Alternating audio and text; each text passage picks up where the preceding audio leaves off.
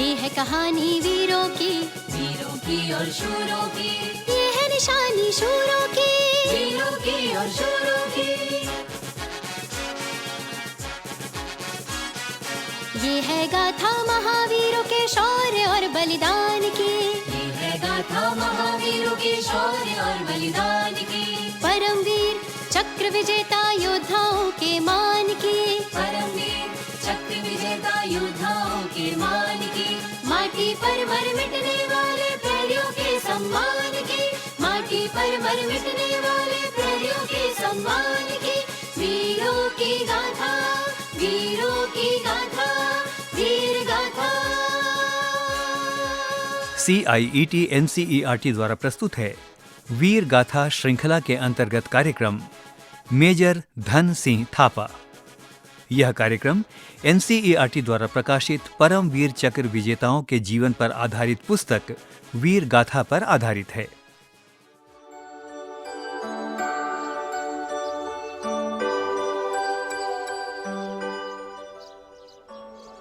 अरे पता नहीं आज गांव के मुखिया जी ने सभी गांव वालों को क्यों बुलाया है। देखते हैं। और वो भी अचानक। अरे भैया मेरी तो समझ में नहीं आ रहा। चलो सभा में पता चल ही जाएगा। अरे देखो देखो मुखिया जी आ गए। लेकिन साथ में फौजी भाई धन सिंह थापा का परिवार भी है। ऐसा क्यों भाई? भैया कोई खास बात है जरूर। हाँ, अरे भैया कल देर रात ना एक फौजी गाड़ी भी गांव में आई थी। अच्छा, कुछ फौजी धन सिंह के घर आए थे। हाँ, बस थोड़ी देर रुके और फिर चले गए। अरे भैया कुछ पता नहीं क्या मसला है। ठीक है, चलो भगवान सब ठीक हो रहा है, मुझे नहीं समझ में आ रहा। सभी शांत हो जाइए, शांत हो जाइए। भाई और बहनों, आज एक शोक सूचना देने के लिए मैंने आप सबको बुलाया है। शोक सूचना? हाँ, जैसा कि आप सभी जानते हैं, पड़ोसी देश चीन से हमारा युद्ध समाप्त हुआ है। जी जी मुखिया जी, बहुत बहादुरी से युद्ध किया था हमारी भारत की सेना ने। हाँ बिल्कुल, हमें अपने वीर सैनिकों पर गर्व है। और हमारे गांव के लिए तो और भी गर्व की बात है कि हमारे भाई धन सिंह थापा इसी गांव से है। वो भी तो मोर्चे पर लड़ रहे थे, उनका कोई समाचार? हाँ, कल रात भारतीय सेना द्वारा सूचना दी गई कि सब ठीक तो है ना मुखिया जी? कैसे हमारे भाई? बताओ तो थापा जी कैसे हैं? सेना द्वारा सूचना मिली है कि हमारे जांबाज भाई मेजर धन सिंह थापा लद्दाख के अग्रिम मोर्चे पर बहादुरी से लड़ते लड़ते शहीद हो गए। भगवान, ये क्या हो गया? क्या हो गया? सेना से लड़ते लड़ते शहीद हो गए। क्या हो गया? कैसे समाचार? हाँ साथियों, शोक समाचार तो है ही, लेकिन एक ऐसा समाचार भी है जिसको सुनकर हम सबका सर गर्व से ऊंचा हो जाएगा। मेजर धन सिंह थापा को उनकी असाधारण वीरता के लिए मरणोपरांत देश के सर्वोच्च सैनिक सम्मान परमवीर चक्र से सम्मानित किया गया है। अरे धन्य है हमारी गांव की माटी जिसने ऐसे जाबाज योद्धा को जन्म दिया। अरे वो हमारा गौरव है, हमारा गौरव है। हमारे देश की माटी निहाल हो गई मुखिया जी। मेजर धन सिंह थापा अमर रहे! मेजर धन सिंह थापा अमर रहे! साथियों, उनका पार्थिव शरीर युद्ध भूमि से प्राप्त नहीं हुआ है, लेकिन फिर भी हमें संपूर्ण सम्मान के साथ उनकी अंतिम क्रिया संपन्न करनी है। बिल्कुल सही कह रहे हैं मुखिया जी। सही कह रहे हैं मुखिया जी, बिल्कुल सही कह रहे हैं। जब तक सूरज चांद रहेगा, धन सिंह थापा तेरा नाम रहेगा। भारत माता की जय! भारत माता की जय!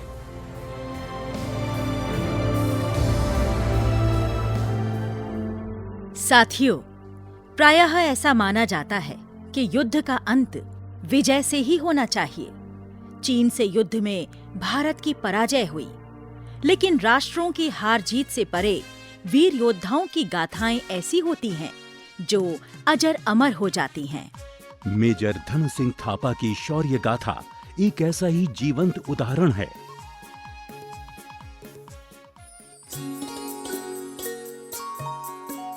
हिमाचल प्रदेश की राजधानी शिमला के पास एक गांव है। गांव का नाम है सुरम्य। इसी गांव में 10 अप्रैल 1928 को एक नेपाली परिवार में धन सिंह थापा का जन्म हुआ था। स्थानीय लोग बताते हैं कि धन सिंह थापा को बचपन से ही सेना में जाने की प्रबल इच्छा थी। वो भारतीय सैनिकों की वर्दी, उनका अनुशासन और जीवन शैली से बहुत प्रभावित थे। उन्होंने अपनी टीम को बहुत सारे मैचों में विजय दिलाई थी।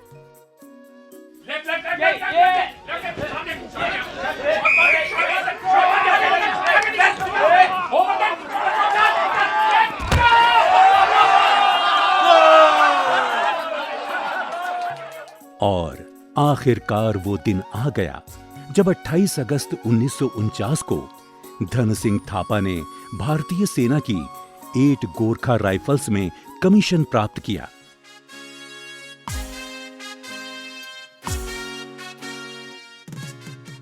गोरखा रेजिमेंट अपने अपूर्व शौर्य और युद्ध कौशल के लिए पूरे विश्व में जानी जाती है।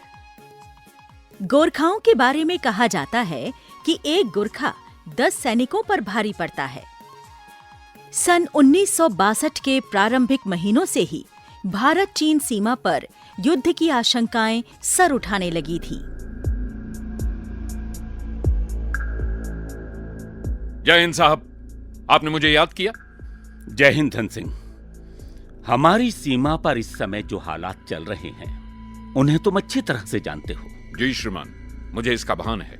बेशक अब तक चीन की फौज ने हमला नहीं किया है, लेकिन उनकी हरकतों और जमावड़े को देखकर ये बात पक्की है कि वो हमला जरूर करेंगे। जी श्रीमान, लगता तो यही है। सुना है वे फौजियों की संख्या भी बढ़ाते जा रहे हैं। तुमने ठीक सुना है धन सिंह। हम चाहते हैं कि तुम अपने दल के साथ पेंगोंग झील के उत्तर की ओर सिरिजाप वन चौकी पर फौरन तैनात हो जाओ। तुम्हारी प्लाटून का काम होगा हर हाल में चीनी सैनिकों की बढ़त को रोकना। जी श्रीमान, हमारी पूरी कोशिश रहेगी कि दुश्मन आगे बढ़ने न पाए। धन सिंह, हमें तुम पर पूरा भरोसा है और हम जानते हैं इस काम को तुम बखूबी अंजाम दोगे। Best of luck my son, best of luck. Thank you sir.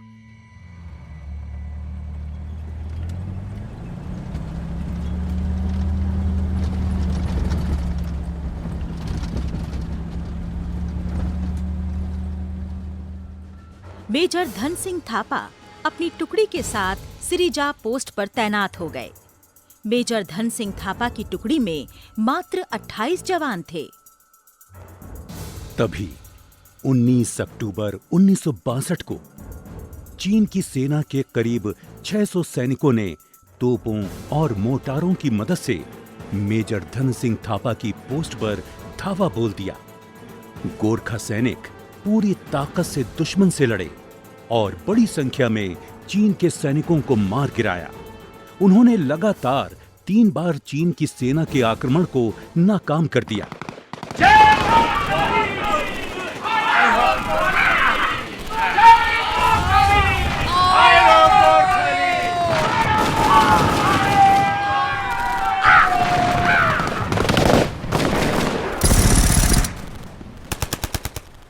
दुश्मन भी भारतीय सेना की इस बहादुरी पर हतप्रभ रह गया। चीन की सेना को भौगोलिक परिस्थितियों का भी लाभ मिला, क्योंकि भारतीय सेना घाटी में थी और वो ऊंचाइयों पर थे, जिसके कारण उन्हें हमला करने में आसानी थी। सूरज ढलते ही अंधकार छा गया। 19 अक्टूबर का दिन बीत गया था। रात शांत थी, लेकिन ये वो शांति थी जो तूफान से पहले की होती है।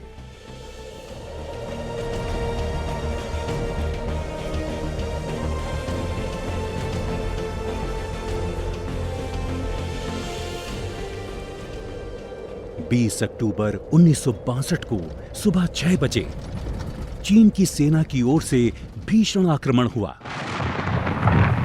साथियों, आगे बढ़ो, अभी नहीं तो कभी नहीं। साहब, हमारे पास गोलियां बहुत कम बची हैं, दुश्मन बहुत अधिक है। तो हथगोलों का इस्तेमाल करो, तुम हथगोलों का इस्तेमाल करो। मैं वायरलेस पर बेस कैंप को संदेश भेजता हूँ, ठीक है, कि वो जल्दी से जल्दी सहायता भेजें, पर इनको रोक के रखो। ठीक है साहब।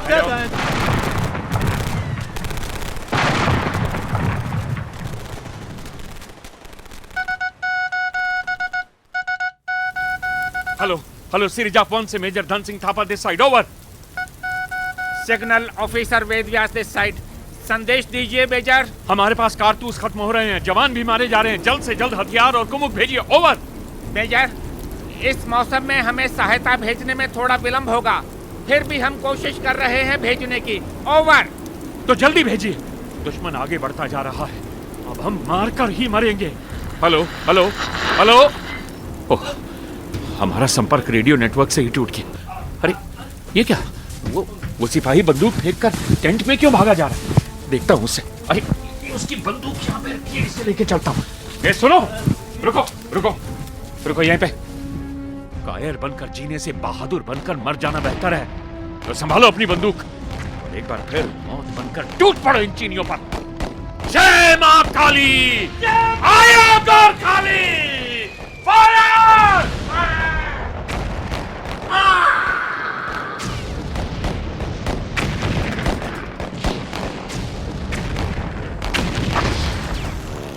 युद्ध भीषण होता जा रहा था।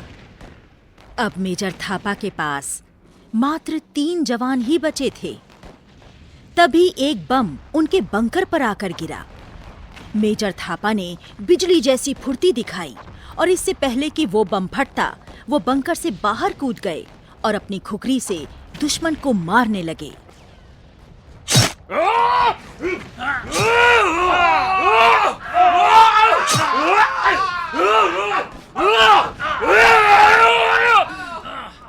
अचानक एक चीनी सैनिक ने राइफल की बट से उनके चेहरे पर प्रहार किया। वो जमीन पर गिर गए और उन्हें बंदी बना लिया गया।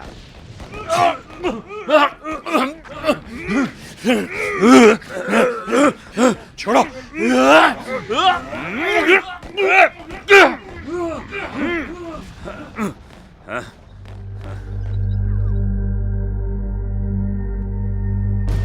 दुर्भाग्यवश उनके युद्धबंदी बनाए जाने की सूचना भारतीय सेना को नहीं मिली।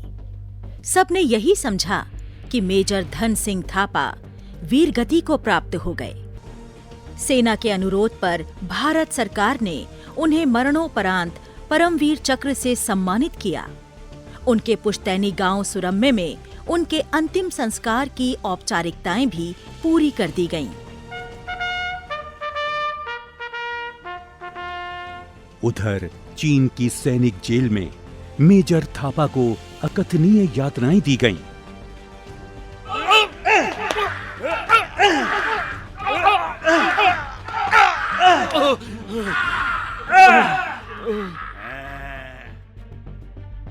उनसे कहा गया कि उनकी रिहाई में भारत सरकार की कोई दिलचस्पी नहीं है, लेकिन हर रात की एक सुबह होती है।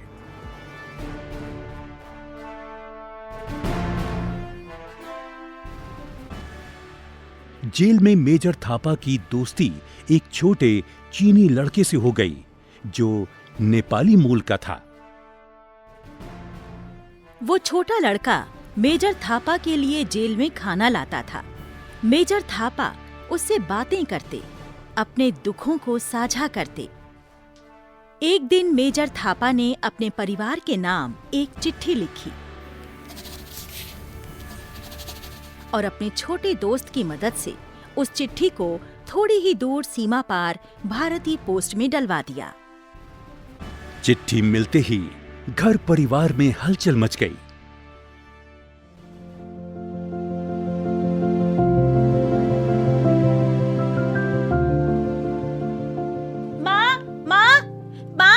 माँ देखो चिट्ठी आई है।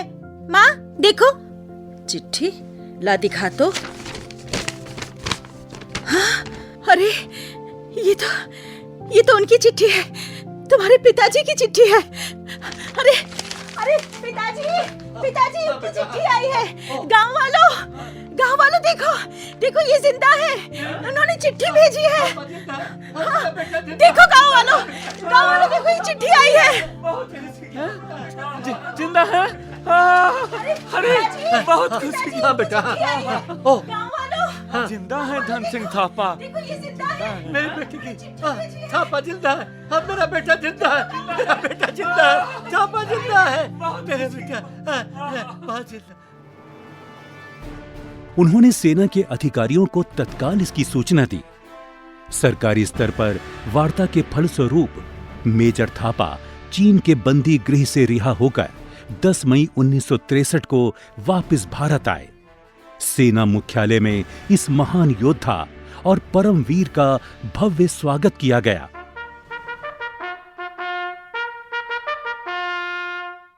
उन्होंने सेना में पुनः कार्य आरंभ किया और लेफ्टिनेंट कर्नल के पद पर पहुंचे। 5 सितंबर 2005 को 77 वर्ष की आयु में इस महान पराक्रमी योद्धा का निधन हो गया। देश के प्रति उनकी कर्तव्य निष्ठा, समर्पण और अदम्य साहस के लिए वो सदैव ससम्मान याद किए जाएंगे। उन्हें हमारा शत शत नमन।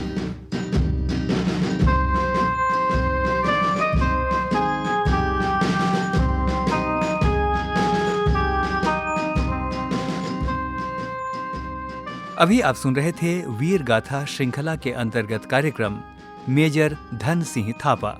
कार्यक्रम समन्वय प्रोफेसर राजेंद्र पाल, तकनीकी निर्देशन बटी लैंगलिंगडो, कलाकार बावला कोचर, शिमाइला परवेज गौहर, कीमती आनंद और सुनील लोहिया। ध्वन्यांकन विकास सांगवान, निर्माण सहयोग कुसुम लता, आलेख अजीत होरो, निर्देशन तथा निर्माण विमलेश चौधरी। यह कार्यक्रम CIET NCERT नई दिल्ली भारत द्वारा प्रस्तुत किया गया।